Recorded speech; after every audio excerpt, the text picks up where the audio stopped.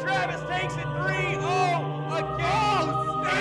If we sit here for 5 minutes and 45 seconds, Mekdi just wins. Yeah, Chad's gonna vault, but Sandstorm is the world champion. Riz coming out from this man. Crazy Riz. I mean, astronomical Riz coming out from Cody Travis. What is he on, bro? Remember the good old days when Brawlhalla ranked highest elo was 2,400? And at the time, that was considered to be a high level of skill? Remember the good old days when Brawlhalla was talked about a lot? And the topics of conversation were always, who do you think is better, Sandstorm or Boomy? Most people in the early days was, I guess, easy to decide because LDZ was, well, LDZ. But I was never around in the Brawlhalla community in 2017. Zari was actually the latest legend at the time for me when I joined, and Brawlhalla has came a long way since then. Anyway, I just find it fascinating how Brawlhalla tournaments in general have been on a decline in relatively all areas, be it viewership or engagement, maybe even competition, you know, less people competing. And yet, I just can't help but wonder how the mighty have fallen, you know? Brawlhalla seems to be on the rise in so many ways through their somewhat controversial monetization changes. Oh my god, bro. Oh, hell no, man. What the fuck? To the most wild, unexpected crossovers everybody and their grandmother loves. Slowly starting to add more game modes to their base game, ? So in this video, we will be looking into the rather unfortunate decline of Brawlhalla Esports. The first and most obvious point I'm going to bring up is the audience. When I got into Brawlhalla, it was because of my friends. I picked up Koji because I thought bow was the strongest weapon in the game. It was so spammable and strong and easy to pick up. And whenever I would go against someone who played bow, they always did this same dodge read in string because everyone dodges in at a low rank, right? So I was like, wow, that's so cheap. Turns out I was actually wrong. It's like the third, arguably fourth strongest weapon because, you know, axe and lance, definitely above bow. And I later tried Orion because two of my homies mained Vrax. And yes, they are both single. So this was towards the end of 2018. Months later, I remember seeing a video of Brawlhalla in my YouTube feed. I didn't even know Brawlhalla videos existed on YouTube. And 2018 Brawlhalla was still relatively big, I'd say. But I remember vividly the video at the time said Sandstorm versus Boomy something World Championship. Finally, a worthy opponent. Our battle will be legendary. This was the point where I took the game even more seriously, seeing the highest level of gameplay and how skilled these players were. But it's more than just that. Look at this crowd, this audience of gamers, this atmosphere. Brawlhalla recognition is through the roof, and at the time, most notably, passive play wasn't that discovered and extensively used, and so it made for an easier viewing experience for new people. All those points I just brought up, and now compare that to today. This year, tournaments have kind of been a backseat of the devs' focus.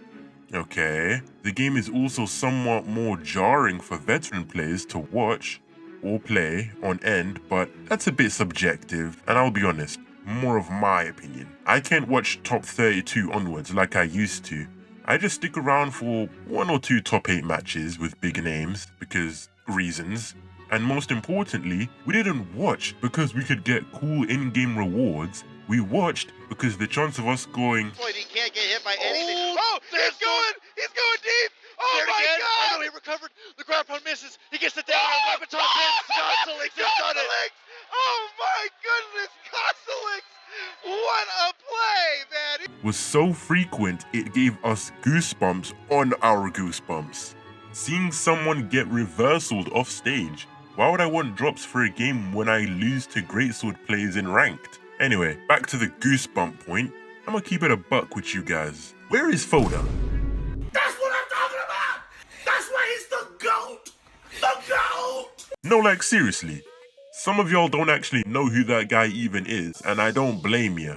Once he got promoted, Brawlhalla Esports has noticeably changed for the better and worse. I miss hearing his enthusiasm in the game, whether it was grand finals or semi-finals. It made it more epic. Not to say Duke and Sparky and TWK aren't great, because they still commentate on the game tournaments, and they are. But again, no shame to these newer casters. They have apparently been getting enough shade on Twitter for anything LGBT, but it just adds to my point. The hype just isn't quite there anymore, which just proves that less tournaments to being in local or LANs is overall worse for a game than having it be all online. It kills some face-to-face passion for a game we as the audience cannot resonate with. If you go back 4 or maybe even 5 years ago, the grand finals of pretty much any tournament in Brawlhalla, I guarantee you'll notice a difference.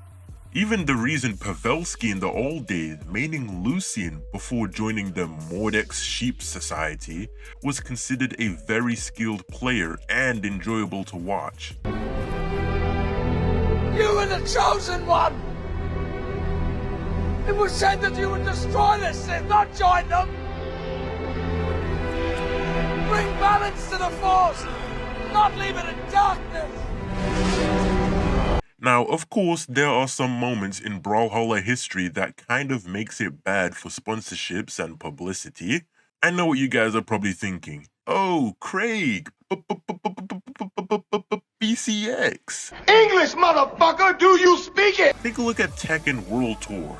These are the tournaments we should be having. CEO, Combo Breaker, a couple of dream hacks here and there, as well as BCX. You know, what we used to have. So, were there just not enough people buying SpongeBob and Star Wars crossovers? Gee, I wonder why.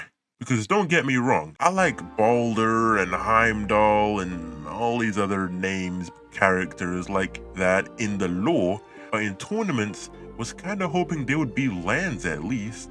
But the fact that more tournaments are being all online in this game over all locals is just not a good ratio. If we look at Brawlhalla's main channel, most popular tournaments, Sandstorm is just there over and over and over and over again. Why? Because of moments like this. Okay, weapon doors are coming through and Sandstorm is just down, sticking on repeat. Oh, what is this? What is spam? Oh, it worked! No! I was surprised how much I scrolled down and it just looked like Sandstorm's name literally carried Brawlhalla. Then I realized how many times they had him on their shows, be it for fighting, developer versus viewers, and hitting moments like this. It's a weird looking guitar, but Spoda's just a little bit biased for his favorite weapons. oh my god! Oh, that was so sick! gosh! He's still going! There he goes again! Why? Why? Same for Pavelski and eventually other players, which I think got to a point where they realized that the exciting highlight clips gets views and attention and gets talked about a lot and generates that underlying level of hype. However, instead of making a dedicated experimental tournament where it was off-stage only gameplay, which could have been pretty cool if you ask me, they decide to nerf off-stage as much as possible, rewarding someone for not going off-stage and take risks, because the opponent has to come to them. They also nerf cannon, which was fun to play and somewhat annoying to go against, not like there is already a weapon like that. And now get this, Scythe, combined with a long-range attacks that looks like a sword. What do you get? The gay sword. I mean, great sword. I know what you guys are also gonna be thinking, cause yes, I am that guy.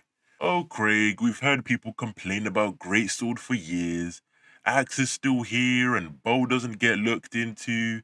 There is a reason for that, okay? Those weapons are strong, but they're not greatsword. Let me remind you guys, the developers and casters even joke about that weapon. Take a look at this. What about with the added size of the greatsword? It having this near infinite range on stage now. Do you think that... Slow down. I don't know about infinite, but continue. Modest. If the sword becomes the greatest sword...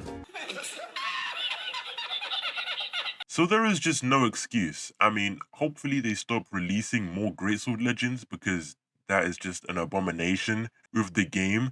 A cancer, if you will. a literal demon in most players' heads for generations to come, to the point where it would tear your soul apart. So to recap, Brawlhalla Esports on the decline, but with the 10-year anniversary on the horizon, literally less than a year away now. Crazy how time flies. I swear it feels like I was saying Happy New Year like a couple weeks ago. Happy New Year! Probably gonna be seeing some great changes soon, considering we have devs that actually care about this game. Otherwise, it just simply would not have gotten to the point of where it is currently at today. But, as always, curious to see what you guys think in the comment section. Until next time.